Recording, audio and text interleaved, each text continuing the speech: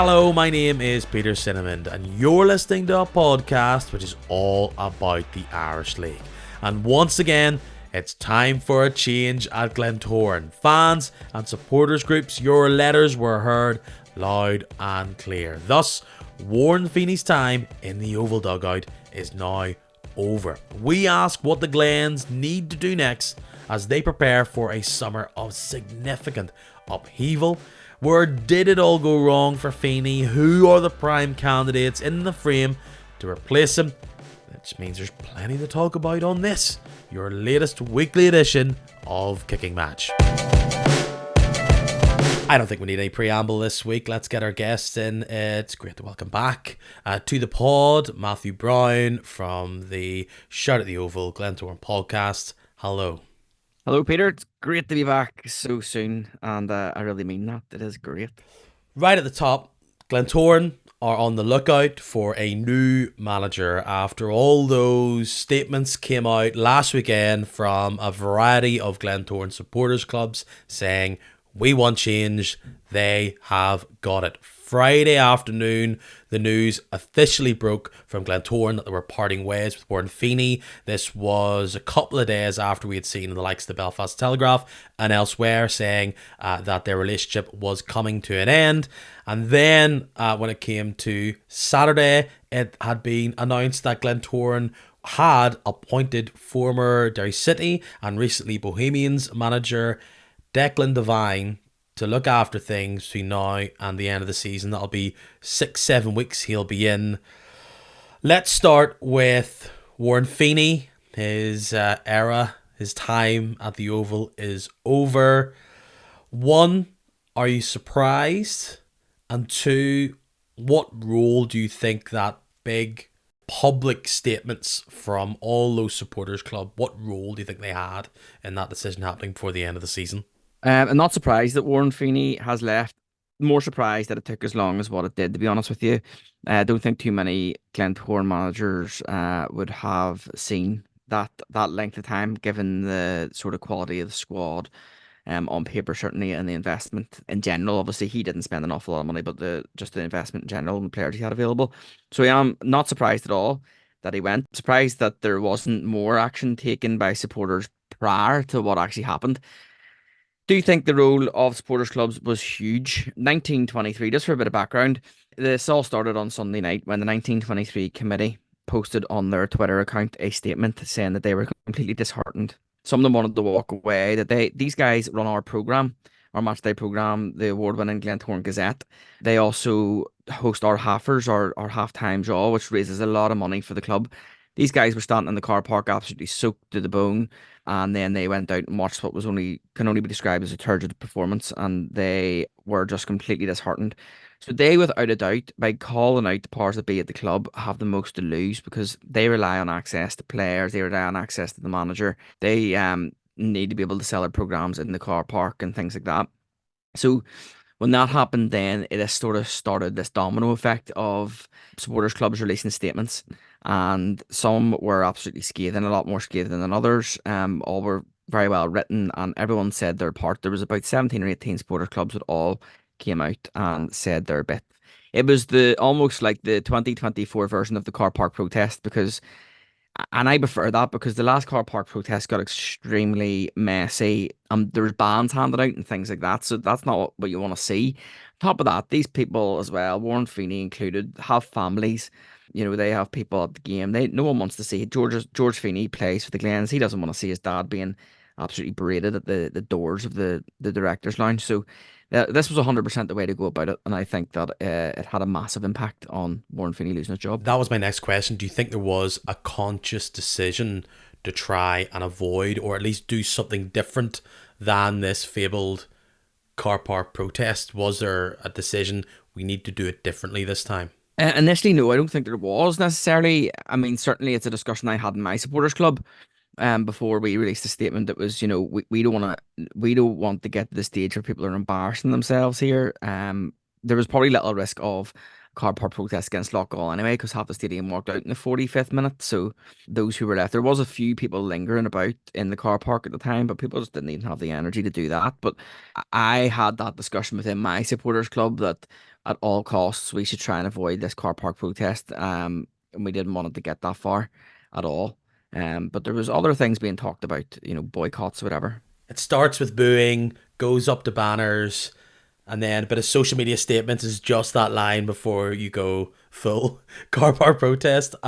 Look, that game against Loughgall, yes, it wasn't great. It was another loss at home to a team that Glentoran had thumped previously. It's not like that result was the big thing. It felt as though that it was kind of the straw that broke the camel's back. It's like you'd had this brave face trying to put it out there, trying to put out positivity, but in the end there was a sense, at least that's what I was getting, that fans just thought, you know what, we thought this should be over for a while. Can we speed this process up? Yeah, that was it. It was basically Warren Feeney was able to say, and I said this last time I was on the podcast, that he hadn't lost to any team called other than Linfield and Larne since November. So that's where it was. Obviously, they drawn some games, but he hadn't lost. And then that game last Saturday was just, you could see, it looked to me that like he completely lost the dressing room. No one was really, everyone wasn't running as quick. They were lapping out of those 50-50 challenges. They just didn't look bothered. Really, really sloppy. Now, don't get me wrong, there was players playing out of position. Paddy McLean was playing right back. He stuck Aidan Wilson on up front at one stage. We went down to 10 men. But even so, it looked like a completely devoid of ideas performance. So I think that it was the straw that broke the camel's back, certainly. And then obviously the statements coming out on Sunday sort of getting the ball rolling. Was he ever given a fair shake? Because he came in very quickly off the back of Rodney McAree stepping aside, and there was a lot of frustrations in regards to his Linfield connections previously. People said that perhaps he hadn't got recently a good enough track record to take over at Glentoran. So he was very much behind the eight ball from the start. Did he get a fair shake? I think he probably did. If you seen when we went away to Europe, I went to Malta to watch the Glens. They played very well. There was absolutely no animosity whatsoever. He got clapped off the pitch, and we thought, well, you know what? This team has a bit about it here. They played really well that game. It was roasting hot. And then the game at home against Jazeera was obviously absolutely madcap, but we absolutely battered them. It were brilliant that game. We thought, well, these players are really playing for him, fair play. And then there was the game against Glenavon, and it was everyone was elated with poor performance, but the one in the last minute. So it was sort of like that start of season. There's big crowds, so, there was no animosity on coming from the stands. Plenty of talk behind the scenes, but it was mainly because, don't get me wrong, there is people who do dislike him because of his affiliation to Linfield and all them sound bites. He loves a sound bite, and he was his own worst enemy when he was at Linfield. But then his track record just didn't back it up. It was also the way that Rodney McAree left and was just left so just up in the air. No one really knew what was going on, and we're nearly a year down the line. It was only addressed for the first time last week in the paper by Stephen Bacon. It was the first time any journalist anywhere has mentioned about interference from above being the reason for Rodney McAree leaving. And so it was. I sort of felt that he was behind the eight ball, as you say, because the way Rodney McAree left and the fact that he does have an infield connection / doesn't have the CV. But that's all fair, in my opinion, especially the CV bit. I think it's absolutely fair if you want to be critical because you don't believe the person has the skill set. Then, if it all started pretty okay, a bit of positivity, where did the cracks start to begin to show? I think there was the game against Larne at the Oval where Larne didn't play particularly well, to be honest, but they really easily just run out easy winners, really. Same at Windsor Park, we played Linfield, and again, it was Linfield didn't have to get out of second gear to sort of just brush us aside. And that's the first time I heard the fans turn. There was people singing from the stands, and Warren Feeney was just sort of stuck to his bench. He didn't look like he was enjoying it whatsoever. So it was around about that time. I think it was as early as September time, to be honest, September, October time, when people really started to lose patience because don't get me wrong, it wasn't even just the results. The football was absolutely ridiculous. It was just, I could not tell you what way Glentoran play. We just do not have a style of play. And I do feel sorry for the fact that he had so many injuries to key players. He did. Like we've gone the whole season without a right back, really. Because we've had to play a left back there. We've had to play Aidan Wilson, Paddy McLean, James Singleton, Aaron Whiteman, who's only learning the role. He's not naturally a right back. So Glentoran have went the whole season without a right back. We've had similar issues at left back, and then thankfully Johnny Russell has really hit the ground running. He's been absolutely outstanding this season. We've had injuries as centre half. So there has been a lot of injuries. We haven't had. It sort of took for David Fisher. I would hate to think what would have happened had David Fisher not have found form, because with no Jay Donnelly, with just no really informed. We've got Junior. He's scored a decent amount of goals, but he's not an out and out goal scorer. He's more better at that second striker.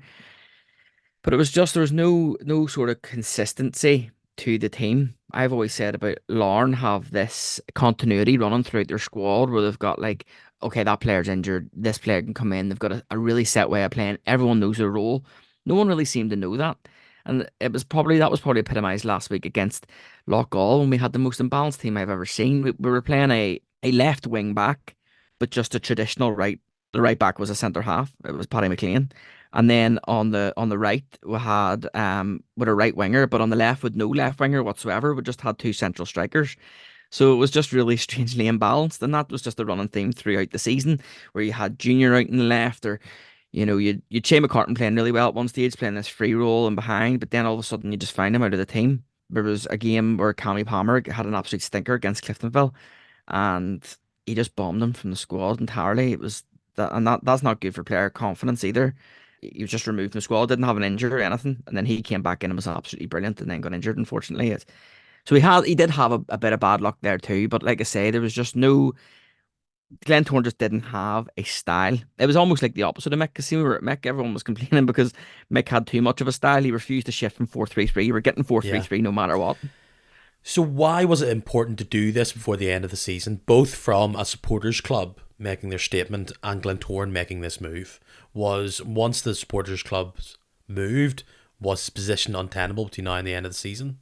Yeah, I think it was. He was talking about bringing in players, and that's fair enough. Like his hit rate bringing in players wasn't too bad. I think out of the players he signed, I think maybe Darrell O'Connor was maybe his signing, Sule, Fisher, and that's probably where it ends. I think the other deals were sort of done before he even got there. Maybe Cammy Palmer, I suppose you could say, was his, although that was going to happen, I think, anyway. So I think for planning for next season, I think fans were probably a bit apprehensive that he's going to bring in these players. God knows what money they'll be on. It's going to tie up the budget if the next man has to then come in after. On top of that, it would impact the likes of season ticket sales for the club.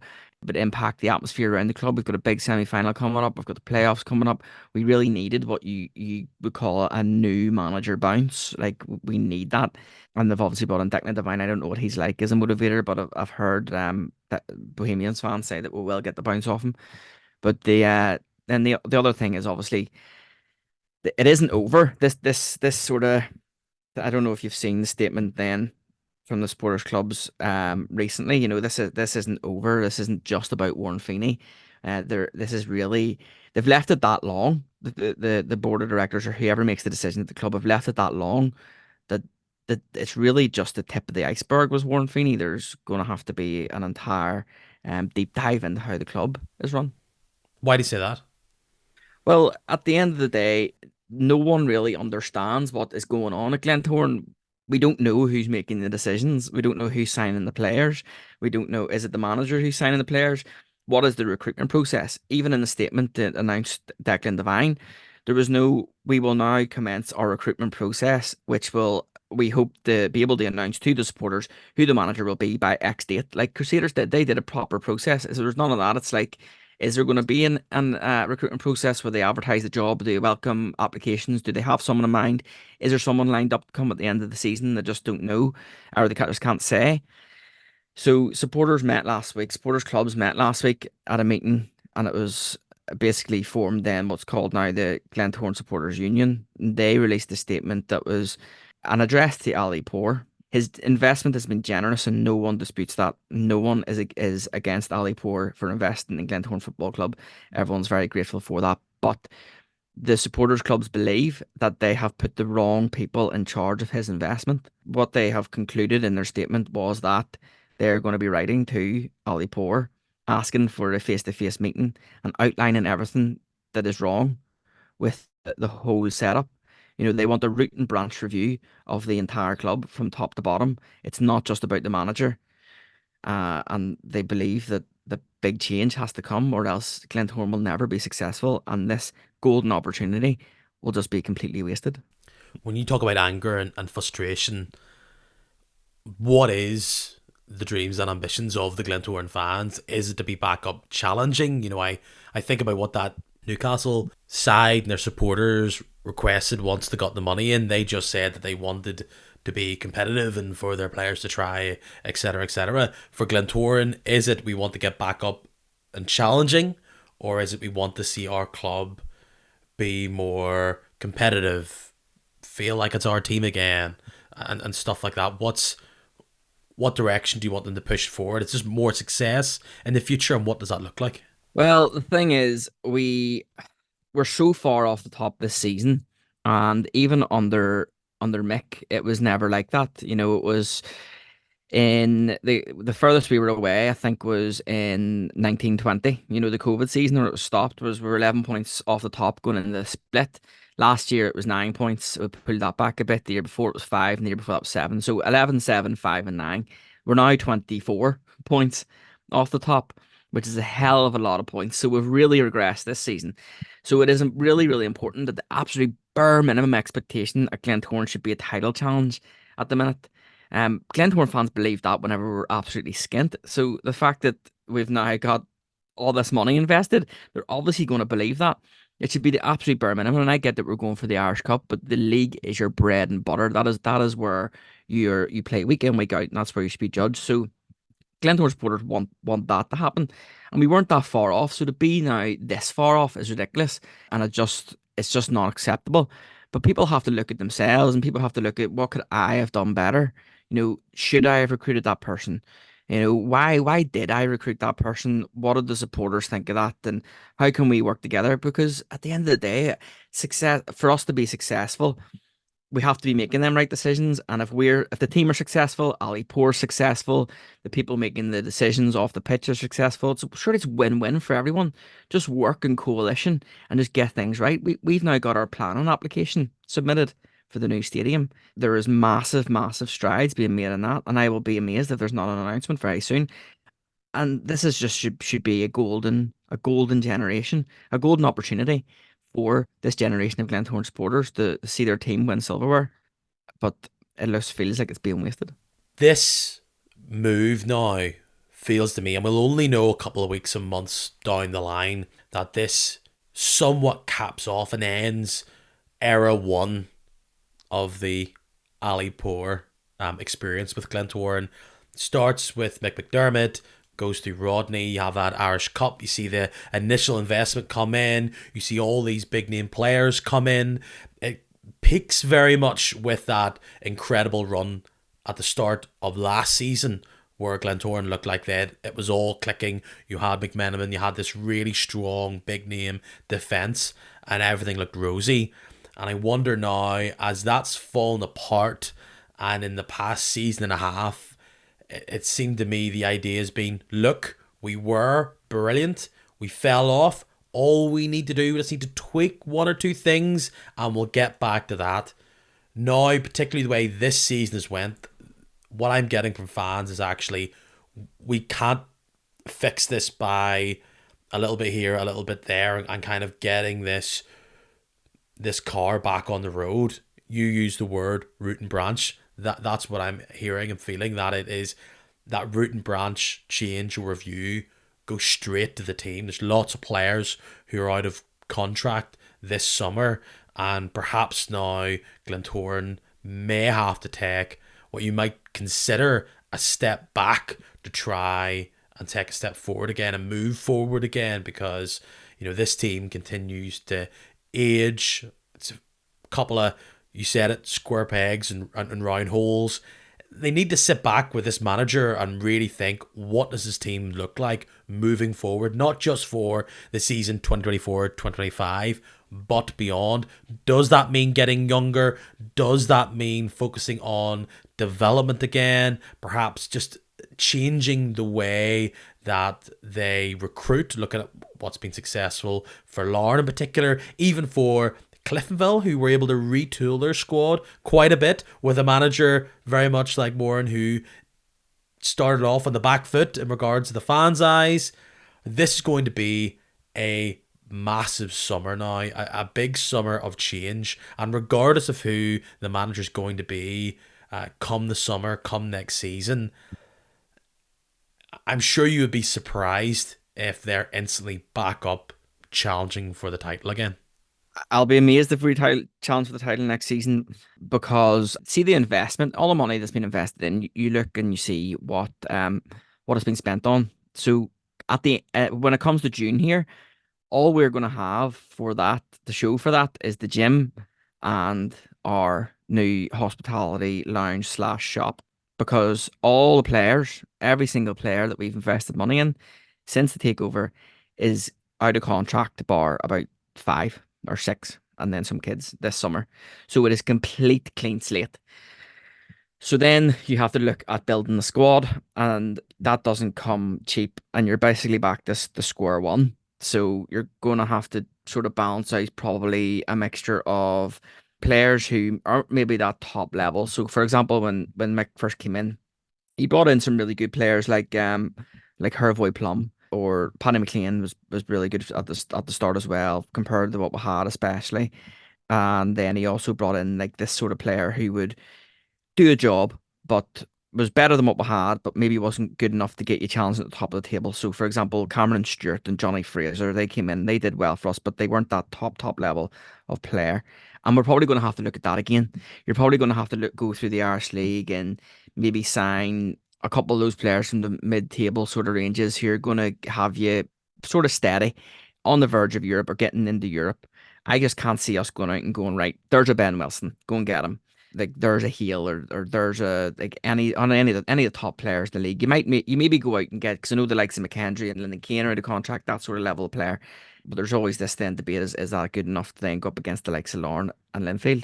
I just don't think you're going to go out and get a 20-man squad that are top level with the sort of budgets. I can't tell you what a Glentoran player looks like. I can tell you one way or the other with, let's use McKendry and Kane, as you said there.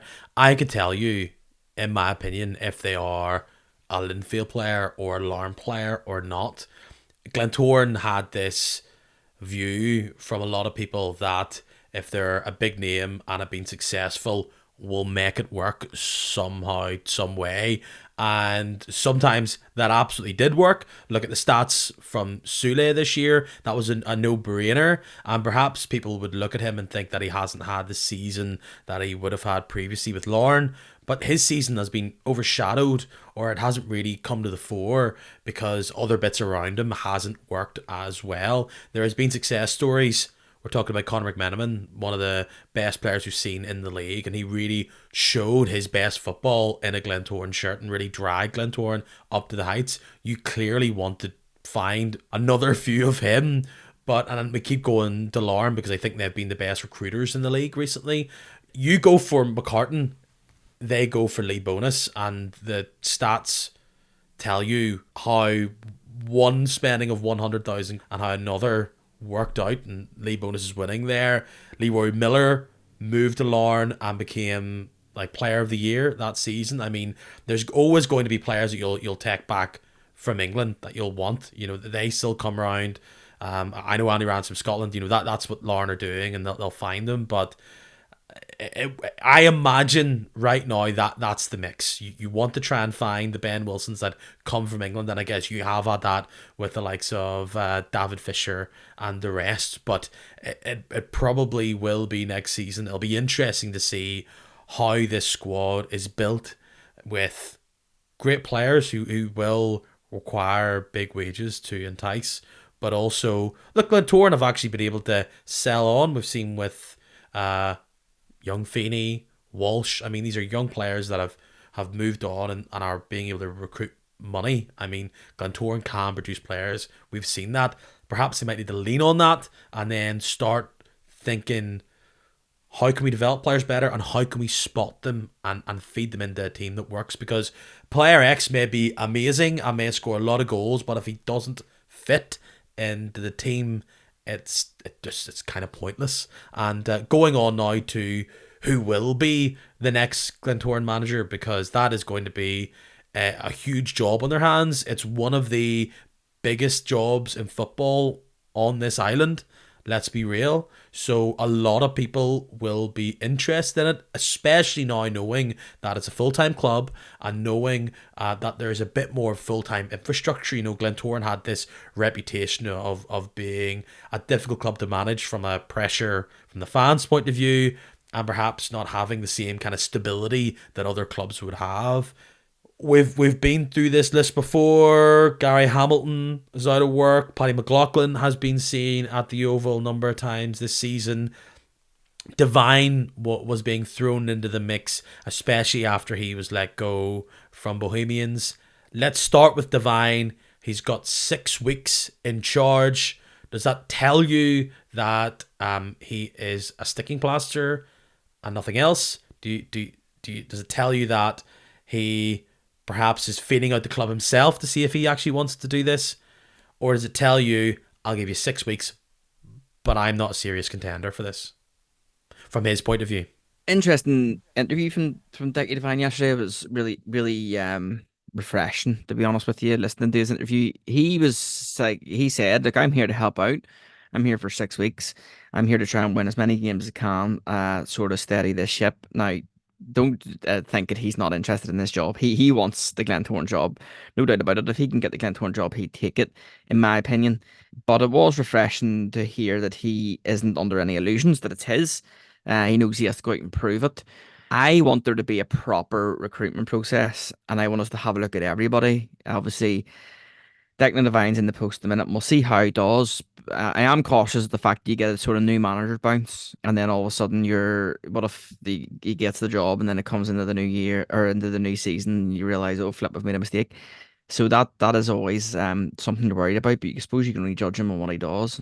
It's a poison chalice, because if it doesn't go absolutely sparklingly, and let's say it ends up with no European football via the cup or via the playoffs, what do you say? This is a team that I don't think is good enough, and no wonder I couldn't get a tune out of it. It says to me, and I don't know what real fair success is for him in that role, but it's an audition as well for the fans, because if things don't go well, it'll be tough to go, yeah, he was in for 6 weeks and we finished fifth and got knocked out of the second round of the European playoffs, and it didn't go well in the semi-final, but don't worry, he's going to bring in his players. It's a weird situation there if he was to become the manager and the spell doesn't go swimmingly. Yeah, I don't think there's any scope for that. I think that if it doesn't go that well, and he'll probably be ruled out, I don't think they'll risk hiring a manager that hasn't proved himself. But in terms of for example, you're going to then have you've got Declan Devine now to run his eye over the players. You've had Warren Feeney. Basically, Warren Feeney was quite vocal in saying he doesn't think the players are good enough. Elliot Morris has been there. John Gregg's there. So you've got all these coaches and managers, and if they all say the players aren't good enough, then maybe it's time to listen and realise that the players aren't good enough. So I suppose that's one thing. I do think the thing that will concern me with Declan Devine only taking over for this short period of time is that we're now in the back foot for recruitment. This is when a lot of managers do their recruitment, obviously, and are they asking him any recommendations of players down south? But at the end of the day, he has 6 weeks to try and steady the ship. You mentioned Gary Hamilton. I thought that if they were going to ask anyone to come in on an interim basis, it would have been him. To be honest, he was at the Oval a few weeks ago. Yeah, see, the choice of Devine is very interesting. Why him? That's what's interesting to me. I don't know if it says he is the number one choice, but they just haven't got through the process yet. He's not the only big time manager that was out of work at the time.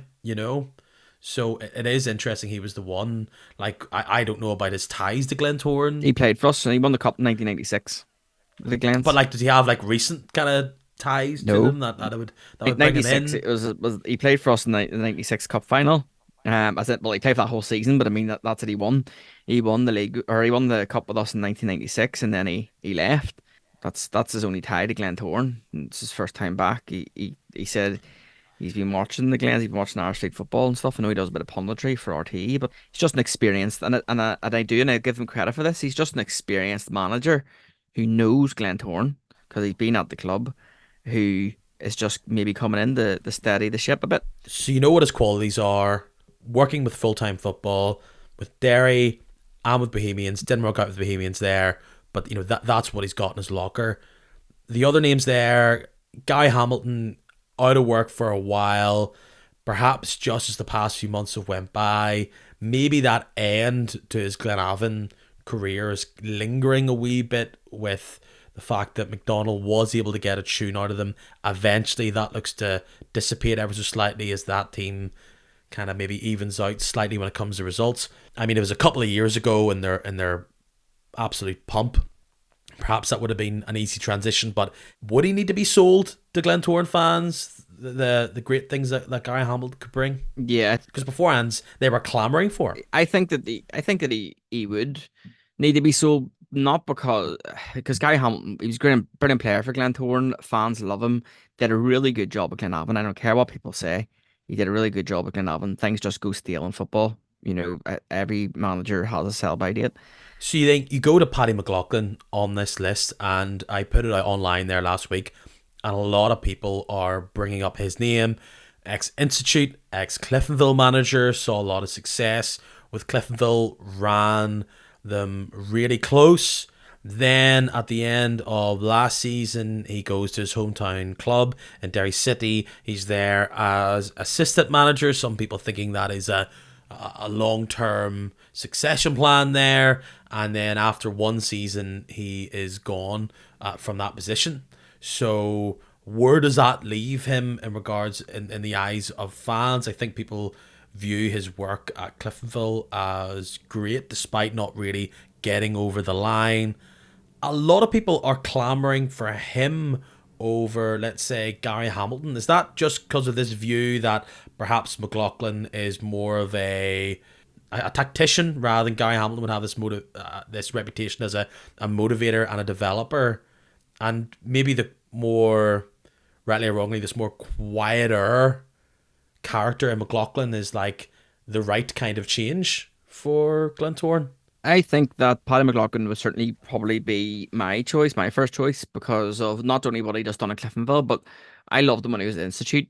He had Institute playing really good football, and he had Cliftonville playing really good football. He really could get a tune out of a team that wasn't absolutely busting with stars. No, it wasn't brimming with absolute quality, but he had them right up there every year. I've heard that he's a great man manager, and I know that former players of his speak really highly of him. But I also have heard that there are reservations at the Oval about Paddy McLaughlin, for one reason or another. It just didn't really, towards the end, the Cliftonville, it was maybe not, things were going to be a bit sour, and then it didn't work out from a Derry City for one reason or another. So I think there's maybe a wee bit of a reservation there. How true that is, I'm not entirely sure. But that seems to be the talk. But I would really like him to be considered. I think it would be criminal if you don't just get him in for the conversation and see what happens, really. Any other wild cards? Because we saw with the Crusaders job, which is a different kind of job when it comes to what's expected, culture around the club, size of the club. I mean, there was names like Dermot O'Carroll being linked despite him being over in St Mirren. That obviously didn't happen. Even the likes of Tommy Wright. Is there any other names bar Devine, Hamilton and McLaughlin that are being put out there? Even managers that currently maybe have a job with another club? Yeah, well, Gavin Pearce, former centre half, he is currently doing his pro license. He's definitely interested. I've been talking to him in the past couple of days. He's coming on the podcast this week to discuss that, as well as his career. Yeah, I had a good conversation. He was very, very, very highly thought of at the Oval. He absolutely loved his time there, and we loved him. I knew he was going to go in the coaching, from the minute. See, he played in an Irish Cup final. We played in an Irish Cup final. He had a slight injury. I think he had a back injury. And Elvio van Overbeek played right back. Gavin Pearce might as well have played right back that game. He ran up and down the touchline the entire game. because it was during the days where you had to space out when it's COVID times. So he was able to have free reign. He was running up and down the touchline, coaching Elvio the whole game. So I knew from that moment he was going to go into the coaching. I'll gamble, obviously, because he's inexperienced. He's only doing his pro license now. He's currently assistant or coach at Longford Town. He's taken Shelbourne under 19s before, so he's got experience coaching under his belt, but this would be his first management job. So he is a name that is definitely interested, 100%. The other name would be Ian Barclough again. Oh, So he former Northern Ireland manager Ian Barclough. yeah, a Northern Ireland manager, yeah, big name, certainly a big name. So he was linked with the job when it became available after Rodney McAree left. Mark McIntosh printed a story that Ian Barclough was interested as people made contact with Glentoran to say that he wanted the job. Then you can sort of do the maths in your head. So they've brought in Declan Devine until the end of the season. Ian Barclough's just signed a deal over in England as an assistant manager until the end of the season. Are they waiting for him, or have they had that conversation? I don't know. I don't have absolutely no insider knowledge on that whatsoever. But he's a name who would certainly excite a lot of Glenmen, because it's the Jim Magilton effect. He's worked with the under 21s. He knows all these young, talented players who are coming up through the academy system in Northern Ireland, who would really thrive in the Irish League, just like Jim Magilton did at Cliftonville. He's worked with a few Glentoran players. He's worked with Bobby Burns. Bobby Burns absolutely loved him, sang his praises about him. But then on the flip side of that, and he also, not to mention, he won 3 cups and a league title with Sligo Rovers in the League of Ireland, which is no mean feat. But then the flip side of that is people remember his time at Northern Ireland, but in my opinion, completely different kettle of fish.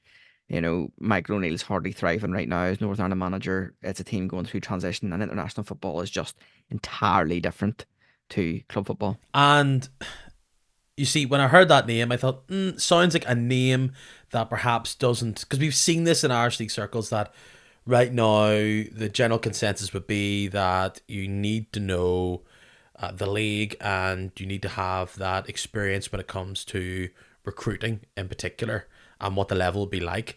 And actually, as you said there, through the under 21s thing, that's been a massive success for Cliftonville, bringing in younger players.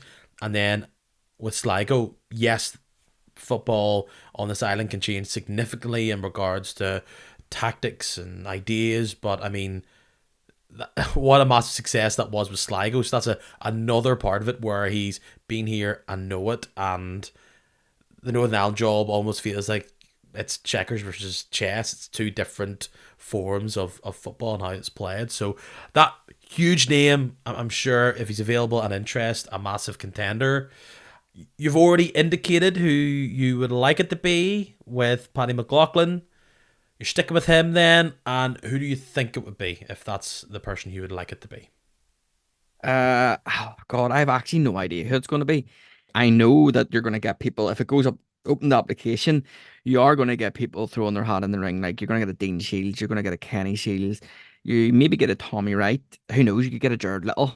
Maybe he fancies to step into management. So you are going to get these sort of names that they wouldn't be maybe favourable with Glenmen, but you will get them.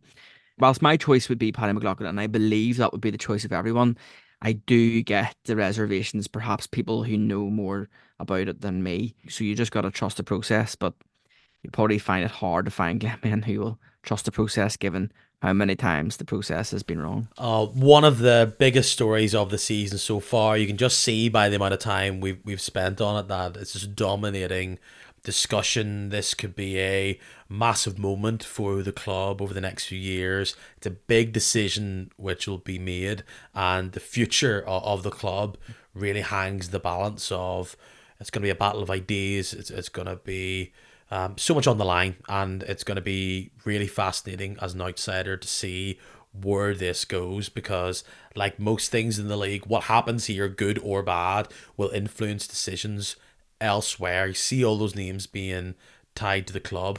It's going to be fascinating, and we will keep up to date on that. Any other week, it must be said, the fact that Crusaders have announced now their next manager would lead the podcast. So we've got to give that a bit of shine here.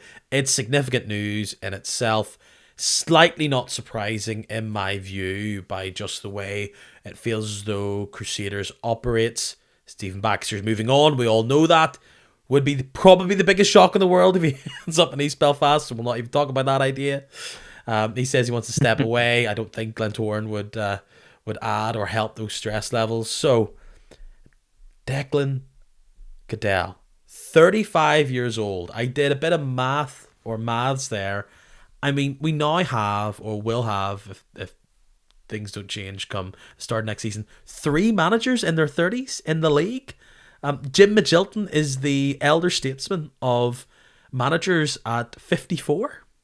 This is when do we become the new young cool league for managers? But look, filling these shoes of Stephen Baxter, it's gonna be massive. And perhaps with Declan Goodell coming in, knowing the club, as people will say, being an absolute hero at that club for years, he comes in with the complete opposite energy that Warren Feeney comes in. Every Crusaders fan will be patting him on the back. They'll be willing him on to do well. And I wonder, is there an interesting synchronicity with Stephen Baxter coming in, former player coming in, getting his chance unproven? And I think the fate of Crusaders moving forward is very much unknown in regards to how much they can spend, how they're going to build this new generation. And it's undoubtedly going to be a new generation with Heatley and the likes moving on. But it's a statement from Crusaders, isn't it? They went internal. They went for somebody that's been there, done that with the club. They haven't went for someone who would be considered an outsider or someone with experience. As an outsider yourself, Matthew, were you surprised, like I asked earlier on? And do you think this is actually a gamble? I wasn't overly surprised because it was one of the names that I heard linked with the job early doors. Crusaders have tended to go internal with the recruitment, going back to the 90s and maybe before that. I'm quite surprised by the Crusaders. I thought the Crusaders fans, because I've seen a lot of Crusader fans going, oh, we can't go internal, we can't go internal. It just stinks, desperation, blah, blah, blah. And then he was announced and there hasn't been that much outcry, which was surprised that. I thought there would be people losing their bap, so to speak. But that hasn't really happened.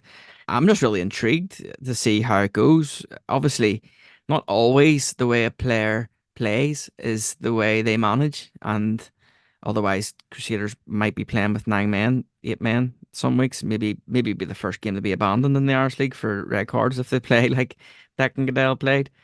But he never struck me as someone who would go on in the first team management immediately. I know he had that role at the academy and stuff.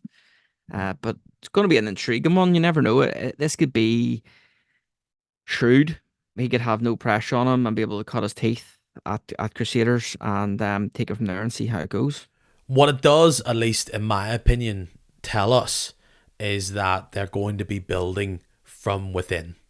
They haven't went for someone that quote unquote knows the league and kind of bring in people. Yes, they'll obviously want to bring in players externally, and I'm sure Declan Goodell knows plenty of contacts within this league, having played it and been a part of it for the guts of 2 decades. But I mean, he knows, like, if Declan Goodell could tell you the under 15s left back and if they're going to be a star kind of thing, so he knows what a lot of this much hyped up youth side of Barr and Boyd and plenty of other these young pups that they're going to fire in.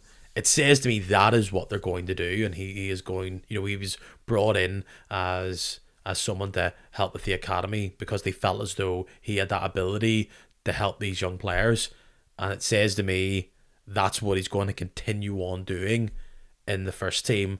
And maybe does it also say that there's a massive amount of pressure to deliver straight away? This is a longer project than just can we win the league next year, which I think we all can say the Crusaders are pretty far off in regards to the players 1 to 11 right now.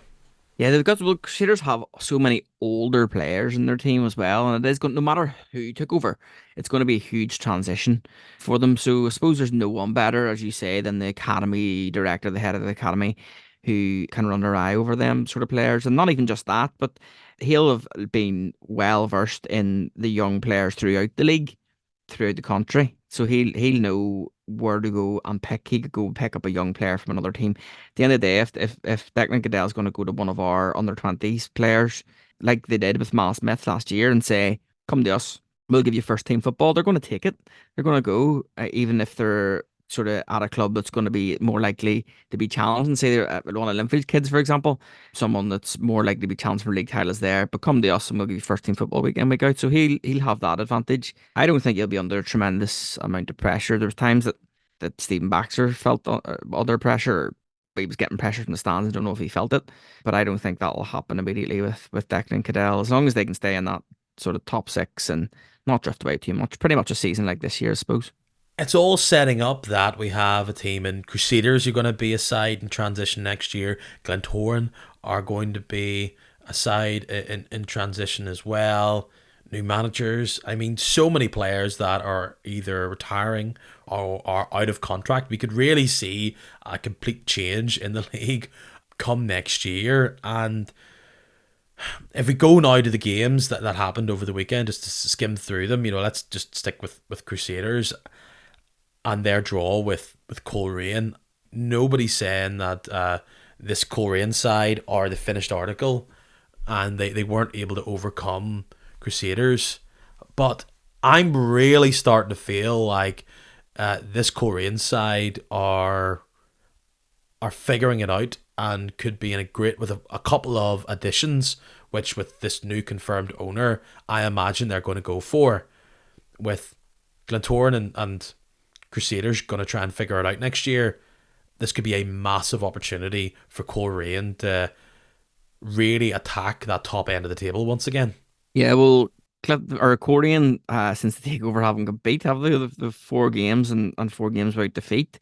They're really not that far off, I suppose, looking now. But which is mad to think because Kearney was under pressure not that long ago. But they could be players playing for contracts. There's a big offer on the table of full-time contracts at Korean, so perhaps they are going to be looking at that. Of course, they're not going to go the full way, full time. I don't believe so. There's the option there to keep hold of some of their more talented part-time players too, but I'd certainly give them a lift. But yeah, Korean have a bit of a spring in their step. Kearney is relieved of pressure once again, but I think they could be maybe a bit in transition next year too. I'm just really interested to see what's going to happen with Kearney. Is he going to go full time as a manager? Are they happy to keep him on as a part time manager but still have some full time players? That's still working itself out at Korean, I feel. That's true. They're not. They'll somewhat be in transition with. Can you say maybe a small T compared to others? But they're building for next season with McGonigal, Scott, and Brown. You kind of know what they're going to look like when it comes to their forward line. Will McHenry stick around? They need to look at centre midfield, centre defence. But you talk about those results and being unbeaten. This is against Linfield, the Cruise, and even Larne. So they're looking better. Crusaders, it doesn't really matter what happens to you now in the end of the season in regards to what the team looks like, because it looks like it's going to be all change, and it's just about trying to finish off this final tour, goodbye tour for the likes of the Heatley and maybe some others there. So Corey and our team that are building for next season. Crusaders are trying to get themselves on a decent platform so they can maybe get a bit more money from Europe to get there. So some on the line there. Elsewhere, like you go back to the top and Linfield thump Newry. Not really a surprise there. And then Lauren shake off that draw with Coleraine by once again absolutely hammering Glenavon at Inver Park. I mean, just poor defensive mistakes everywhere across those games. The Larne one in particular was unbelievable. I've never seen anything like it. Every time Larne hit a high ball, just got in behind the Glenavon defence. That was like they forgot to look behind them. It was absolutely crazy. Like it was a really really hard watch, schoolboy stuff. And then in the Linfield game, again, high balls, really, really struggling to defend high balls, those teams. But Kirk Miller was absolutely fantastic in that Linfield game. It's hard to believe he hasn't got a new contract for Linfield. So yeah, it's mad to think we're this far into the shows you what mad week it's been. We're this far into the podcast, and there's two games involving 12 goals, or well, more than 12 goals between them, and we're only talking about it now. But terrible, terrible defending. They'll not be showing that any coaching seminars, or maybe they will. This is what not to do. This is what good players in this league will do. You know, it's one-on-one battles. That's what this sport is all about. And as much as we highlight all the tiki-taka, playing it around, dominating possession, trying to thread the needle and unlock a defense, sometimes the most easiest way to unlock a defense is getting a very fast, hard-running, skillful player to outwit a centre back or two. I've seen Danny Perkins do it very well. Lee Bonus and Andy Ryan just love that. Thump that ball up, give them a bit of green in front of them, and they will take on pretty much any centre back in the league. And if it works, happy days. And it worked very well against those two teams. Glenavon aren't going to be trying to fight for that 7th place unless they go on a great run. Just a weird amalgamation of players that's a team that will try and figure themselves out for next season under McDonnell. The one thing there is that Lauren's big stretch of they let their guard down. Their big stretch of not conceding goals was broken by not a particularly exciting goal in itself. Linfield just keep on going. I agree. I thought Miller was good in the cup final. I think he can really press people out wide, and he's always suffered from doing a job for them and being this attacking player who can then pick up the ball in deep positions. And he's never really got his flowers at the Blues completely as much as maybe some others have. Yeah, that's the thing is about Kirk Miller is that he is given that sort of right wing back role sometimes by David Healy, and it really seems to annoy Linfield fans, whereas they see his strengths being further up the pitch. So whilst he can drop back into them positions, I think that they find that quite frustrating because he is absolutely fantastic. I think he's probably the best crosser in the league. He's probably the best crosser I've seen since Stephen Carson back in the day. He's got a good strong base as well. I love that reference, Stephen. The wee Carson reference there. Yeah, like he's got a strong base, decent bit of flatline pace, can dribble, but he's not a heel. He's not a Cooper in regards to, I guess, who is when it comes to just getting the ball down and nip tuck. And look, you're not really going to be compared to Newry, who look not only a massive step behind even the top teams in this league, but some of them in the middle. They will not be judged for these games against Linfield. It's once again, it's just trying to live for another day. What they'll be thankful for is that Cork Rangers was able to beat Ballymena, because I'm sure the Sky Blues fans were thinking, that's a chance for us to get a point or something against the team who is just trying to self-destruct their top 6 chances. Again, Cork Rangers, consistently inconsistent, but they eventually went out in not a particularly pretty game by all accounts. Yeah, Cork were just getting the job done. It's sort of, I think they've sort of run out of games now. Yeah, I predicted a few weeks ago on this podcast that they would be the team that were getting into the top 6, but I think they sort of messed it up for themselves there last week. And then also it doesn't help that Korean have sort of hit a wee run of form. Yeah, the lock all in Uri games, there's 5 points that they just kind of set fire to. Yeah, and that they'll be disappointed by that, because that would have been an absolutely incredible achievement for them and for Stuart King. In their first season of having this sort of new investment, seems everyone gets a bit of a bounce off their new investment. But I think that I was really surprised looking at the league table that Ballymena are only like 2 points off the bottom of the table. I had it in my head that they were further off that rock bottom space than that. That's going to be really tight, because you just don't know what you're going to get with them either. I know Newry are very poor, and I feel like Newry have been a lot poorer than Ballymena this season, but the league table says different. Weirdly, Ballymena have been better against the better sides. Like, they've been able to do a number on a Coleraine or sneak a draw against Larne and all the rest of it. These games against Carrick and maybe Glenavon, like, I can't remember all those results, but I mean, those are the games that they just haven't been able to get across the line. Like, I think Loughgall have got all 9 points against Ballymena. Like, you've got even Newry can kind of sneak a point or two from them, so I don't know how much these real knockdown, can I call them even affairs in the post-split, is actually going to benefit Ballymena, and it could all slip away after looking like they were not great, but at least they were better than Newry. Newry sneak a win here on a week where Ballymena don't, and they're suddenly in the drop zone. And no matter how much you are cheering on Dundela, it ain't going to save you if you finish 12th. So I mean, for Newry and Ballymena, this is just 7 games. Like, can it end now? But also, can we have 10 more games to try and get ourselves together? Those are two teams that have lacked quality and lacked coherence when it comes to style of play. They've just been outplayed consistently and have never got their confidence going at all. We may as well talk about your Glens. Like, they could have, Rodney could have put salt in the wounds there by beating you at Dungannon there, but the penalty gives Glentoran momentum, and Niall McGinn decided to take this team by the scruff of the neck and go, right, let's stop this nonsense right here, right now. Yeah, now begins Shane McCartan. Absolutely fantastic. That's a duo we've seen before, and we're going to need them again because, again, if you remember, cast your mind back to the glory days of beating Linfield 4-0 at home at the start of December.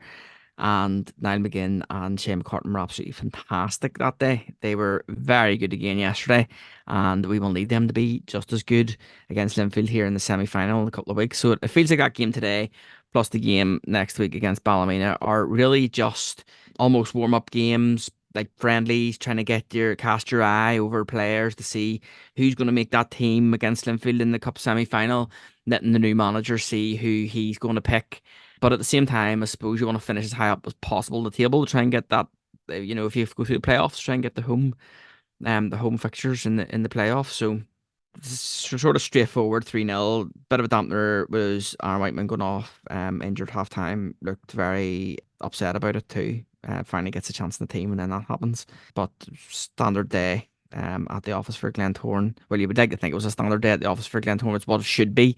3-0 and up the road. They'll be happy with that. And the new manager in the stands. So it wasn't even him picking the team, I don't think. I think it was probably John Gregg picking the team. So you can't even give Devine any credit, really.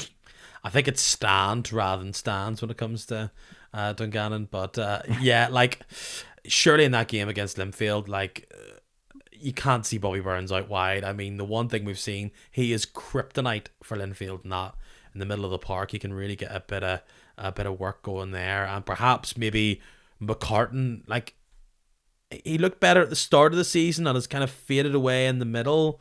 And maybe centering around him a bit more, getting McGinn back into the team a bit more, that could be the secret. Because as everybody says, there's good players in that Glentoran team. Somebody's got to try and get a tune out of them between now and the end of the season. Final game just from the weekend there. I was at it. I quite enjoyed it, actually. Loughgall against Cliftonville. Loughgall are just such a delight to watch. They're like so good in midfield. Norton and Holy passing around. Alberto Balde, that's really strong on the ball. He likes to dribble. And then you've got McGee out wide. Ferris as that big jackhammer at the top. And I thought they played it around and battled far better than Cliftonville.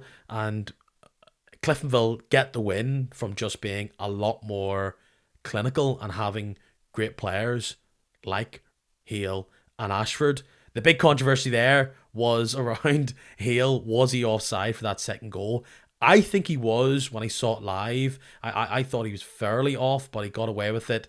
It would have been a much bigger deal if it wasn't for Shay Kearney just picking up that ball and deciding to wind his way through the Loughgall defence, helped by the fact that none of the Loughgall defence seemed to want to tackle him, but he was able to squeeze a 1-out-of-1 out of nowhere, and at 3-1 the game was all over. Obviously that late consolation, if you're a Loughgall fan, you're thinking, well, that would have made it 2-2 if it wasn't for that offside. But beating Portadown, beating Loughgall for Cliftonville, they don't look like they are totally back to their free-flowing best, and I don't know what they need to do to kind of snap out of it. Maybe Ben Wilson coming back will be good. I don't think they just have that same penetration out wide and the same assertiveness in the middle of the park. It's a shame for Loughgall because, I mean, they sneak a result there. If things kind of went well, maybe against that Newry game, like, they would have been top 6, and I think it will be a battle between them and Carrick, but if they do get 7th, they'll deserve it and could make things difficult for a couple of those teams in the European playoff. Yeah, 100%. They've got some goals in the team. Obviously, Benji McGee. I know you talked about it last week on the podcast about Ferris. Benji McGee's getting all the spotlight. Ferris scored again yesterday. I think he's up to 13 goals or 14 in all competitions this season, 13 league goals. I think that's 5 goals in three Yeah, games, I mad, believe. mad returns for, a team that were, well, they were sort of tipped to come in and maybe be fighting relegation at the start of the season. So, fair play. Very difficult pitch to play on. In the Sunday papers, Jim Magilton was scathing of his Cliftonville side. He says that they need to do better. They must do better. I suppose this time last year they sort of started doing this and fell away a bit. Hasn't got to that stage though, because although they did lose the games to Linfield and Dungannon, they're not losing too many games at the minute. They're still picking up points, whereas they really just they fell through the floor this time last year. But the thing is, you need momentum going into the playoffs. You have to have momentum. The playoffs is always won by the team who has momentum. Glentoran had brilliant momentum going in last year. They were hammering Cliftonville, hammering Cordian, and they won the playoffs. Larne the year before. It was you have to be going into those playoffs with momentum in order to win them. So they cannot afford to be slipping up, and especially with the Irish Cup coming up as well. That they have we obviously know their woes in the Irish Cup. Well, as long as Linfield can beat Glentoran, that it's all good. But if Glentoran slip into the Irish Cup, it's all panic stations. That's how things can go so well. You can be in and around, like even in second for a long time. You slip into third, the wrong team wins the Irish Cup, and you've got to do it all over again to sniff Europe. So it would be a disappointing end from a Cliftonville point of view if they uh, don't get European football at the end of the season, but they are petering out ever so slightly, and I don't know if that's just an energy point of view. Do other teams know how to maybe neutralize them a bit more? But look, lots of great players, and I'm sure they'll get the results, but the amount of goals they have conceded cannot be ignored, and momentum is something they do not have. We've been touching on some of the championships goings on at this point just before we preview the games. We'll touch on it right now.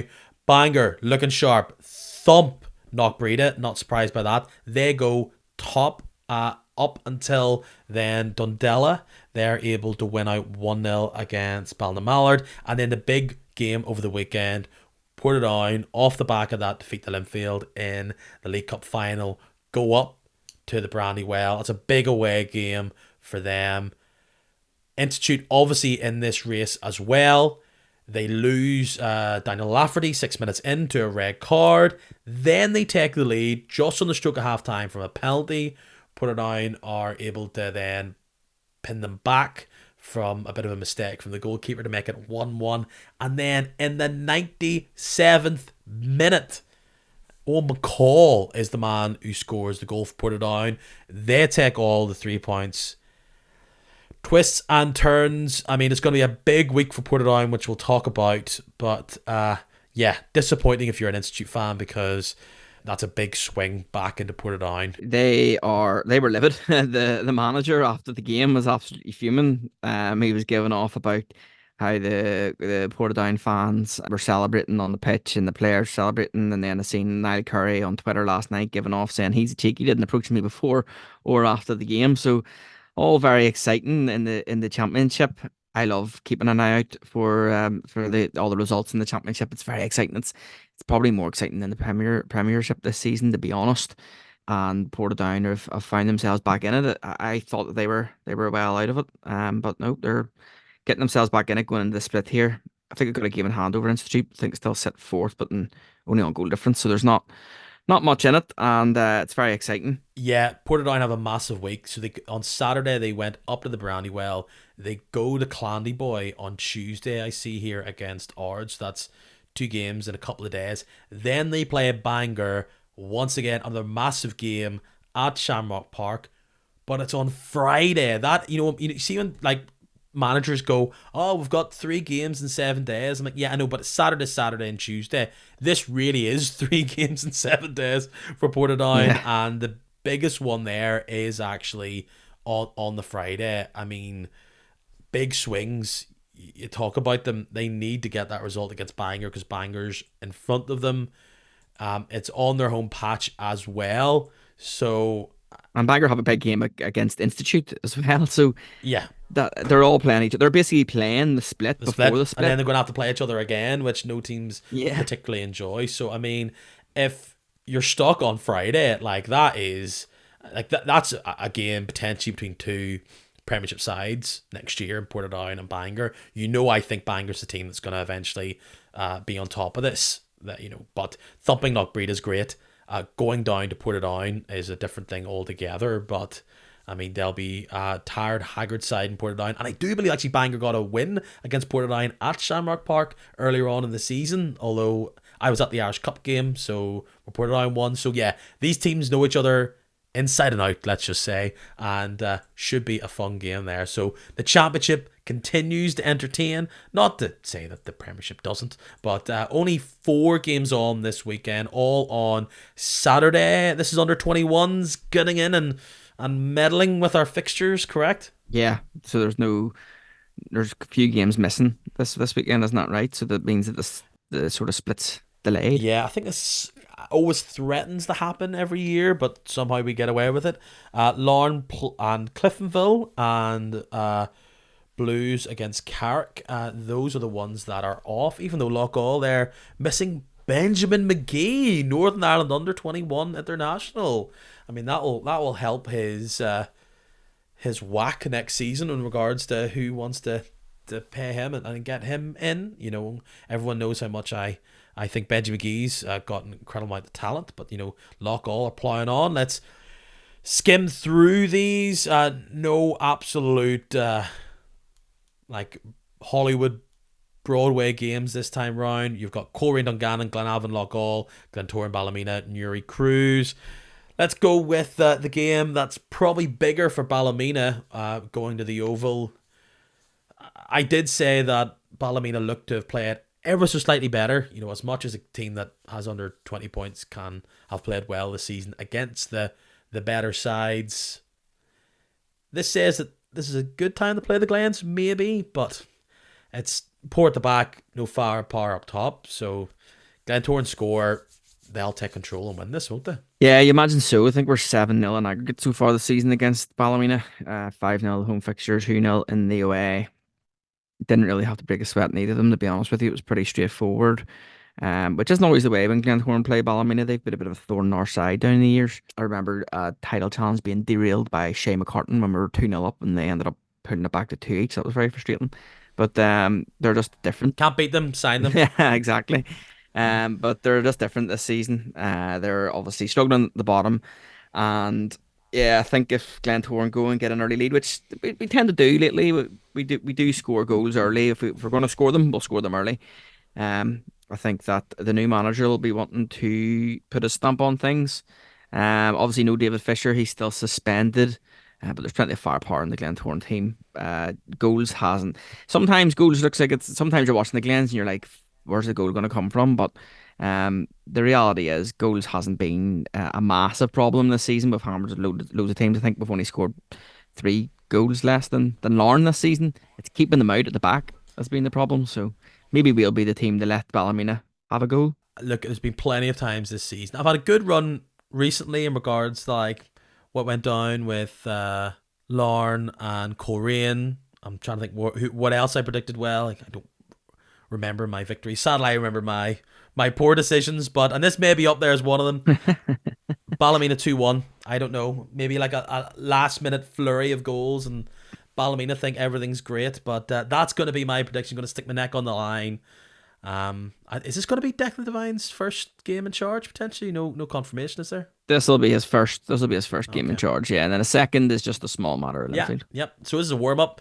I mean, players will be fighting for their place in that game. Oh, that is going to be huge down there on that Friday night. Massive game between Linfield and Glentoran. Like, is it wrong to suggest that's outside of some of the, or maybe even including some of the Boxing Day games, like this is the biggest Linfield Glentoran game in a couple of years?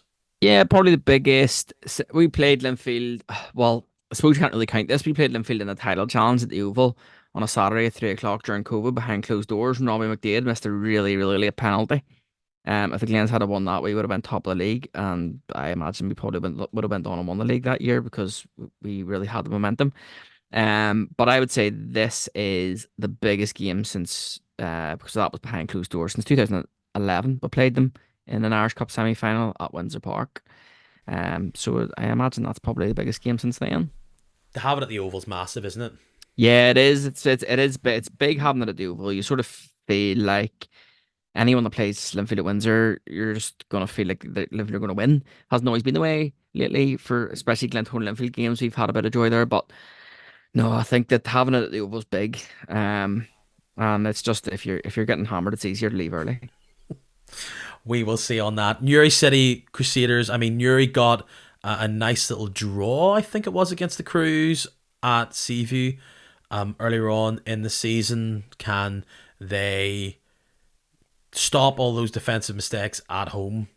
Home hasn't been a particularly lovely place for them, but can they do that and sneak a huge result against a faltering, maybe directionless Crusaders? I'm going to say no, unsurprisingly, but I mean, McGovern has a good game once he comes on. Could be different, tidy things up in the back, but they're going to have to show it to me before I start predicting it. Yeah, Crusaders went from only one win in eight to now I think they're undefeated in their last five. So I just don't think that they'll lose to Newry here. Just never ever. I said it last time I was on the podcast. I just feel like they're never going to win a game again. Because they've been that poor. I think personally Newry are doomed. But sure, we'll see. I didn't see them beating Carrick away from home. It's just football. You just can't call. That's why I can never get a bet up.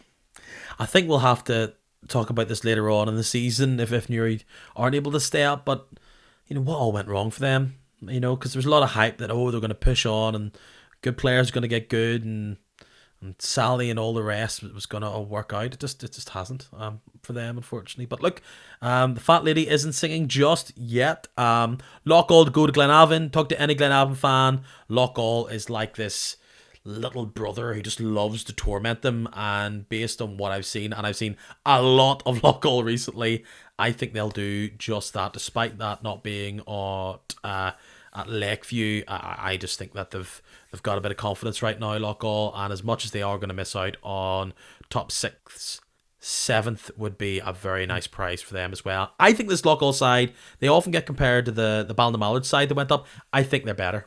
I really do, and I don't know if they'll stick around, and I don't want them to go on, but I mean, Hoey, Ferris, I'm sure McGee will move on just by the nature of his age and his skill. But I mean, Jamie Ray on the left hand side, Andrade, I know he was with Lauren right. Like Keelan Loughran's been around. Perhaps this has been, really rehabbed his career being there. We saw for years this Ballymallard team kind of filtered its way into the league elsewhere from Curran and all the rest. I think this Loughgall side's actually better, and they've missed out on top six, which I think Ballymallard actually got in their first season. But it's regardless of what happens, if it's seventh, eighth, or they sneak a wee run in the European playoff, it's been amazing for them. I think they're most comparable to, if you remember, the Dungannon team that made the Irish Cup final. Back when Rodney McAree was a player and took Linfield all the way to penalties. They were a good team. And they sort of floated around that 6th, 7th, 8th, and then they honestly got up into the top four. I think that Loughgall are like that. I think they'll establish themselves next season as a pretty solid team, challenging for that top six place. Well managed, well run club. I was down there in November time, and yeah, I'll seem to know what they want in life, which always helps when you're a football club. And they are going up against the Glenavon team, who have only won one in their last 10. I think that that sort of new manager bounce, again, that the phrase new manager bounce that they got when they sacked Gary Hamilton, I think has helped them, because otherwise Glenavon could be staring down the barrel of a gun too. Famously, not great record against Loughgall. I think Loughgall was the team they played the time they tried to get the game on, and then they tried to get the game on with the snow, and then they got it on. Cars on the pitch, and then it all went. Yeah, and I'm pretty sure that's happened several times against them when they were in the championship. So I'm going for a Loughgall win, and I think they're going to win it 2-1. 2-0 for me for Lock All. Yeah, good run. Despite Benji McGee not being there, I think McAleer looked well Who when he needs came him? on. They've got They've Ferris. got Ferris, absolutely. I think they'll get 2-0 there. Final game, Coleraine Dungannon. I mean, Dungannon did one on Coleraine during the absolute lows of Coleraine up at the showgrounds, but this team's working hard. The McGonagall introduction has worked with Shevlin, and McKendry's starting to dance his way around players as well. I think they'll win out here, although it would be very Dungannon to go up and ping a few past Coleraine. Could be an entertaining one. I'm going to say another 3-0 actually to Coleraine. Yeah, I think the Cornerman. That's no Lyndon Kane. Lyndon Kane obviously getting his red card. At the weekend. But I think that Coleraine will win this probably about 2-0. I think Dungannon sort of have nothing really to play for. They're just sort of on the beach, as they like to say. I know Rodney McAree was really disappointed in their performance yesterday and called them out in the press.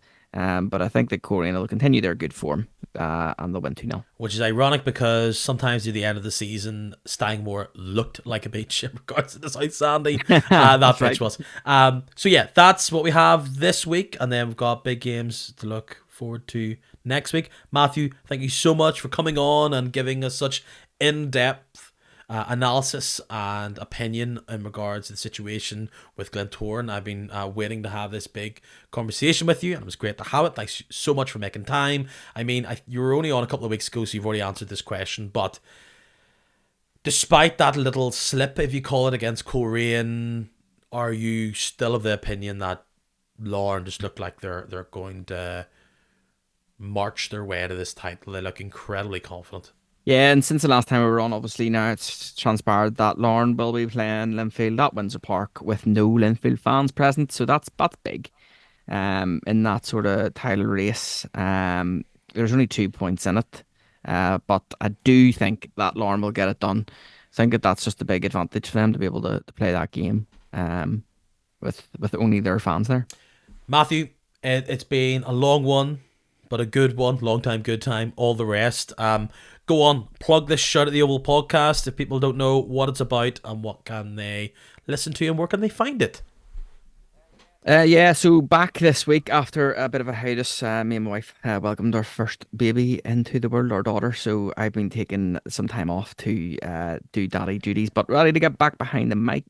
Baby Morgan? You can find baby. Oh, I found an old Facebook status from when we beat Linfield in the unboxing day, and it said that it was going to call my firstborn Curtis Allen Brown because he scored. What actually would be, boy or girl, the most Glentoran first name you could give a child? Boy or like as in unisex, because I mean you just go Glenn. If it was going to be. You could call them Glenn. I know, but what would be the most Glentoran? You can't call a child Oval. No, you can't call it Oval, and you can't really call it cock either, I suppose, or cockerel. You can't really call it, or a hen. We all saw that little social media thing where there was some random Canadian woman called Morgan Day. That was amazing. Everyone loved. So. I was thinking about this the other day. That was absolute social media hysteria. I was unbelievable. That was during COVID. Fantastic. Yeah. I have no idea what you could use as a sort of a name that would be unisex. Absolutely impossible. Popper put me on the spot there. Halliday Brown. I know a girl who was named after her dad's 2 football teams. So yeah, Halliday could work, or you could mix it up a bit. But you can find Shout at the Oval on Twitter. You can find it on Spotify, Apple, wherever you want. Interviewing old players, current players, things like that. And I'll fill you in on my unisex Glentoran name on the next episode of the podcast. Sure, if you want to listen, you'll have to keep you in suspense. Fantastic, Matthew. Thank you so much for this. Once again, go on and enjoy yourself, and maybe I'll be chatting to you very, very soon. Thanks, mate. Yes. See you for the cup final special. Indeed.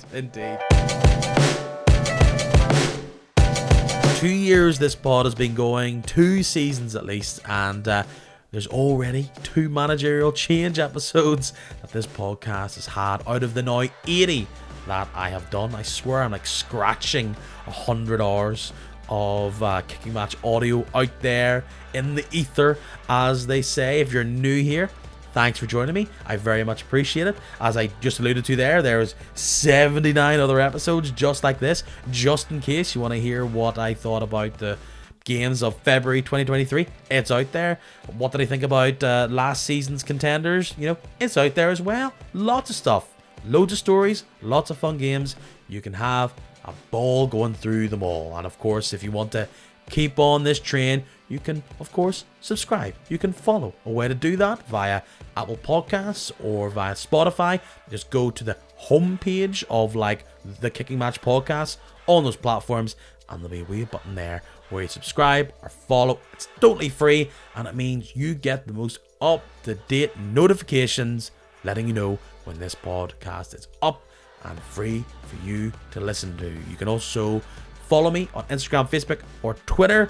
All of them there is Kicking Match, and you can see my little funny jokes and fun quips throughout the week. Lots of fun on there. But that's it for this time. Thank you so much for joining me. I'll see you again, won't I? Yes, I will. See you next time. Please. Bye.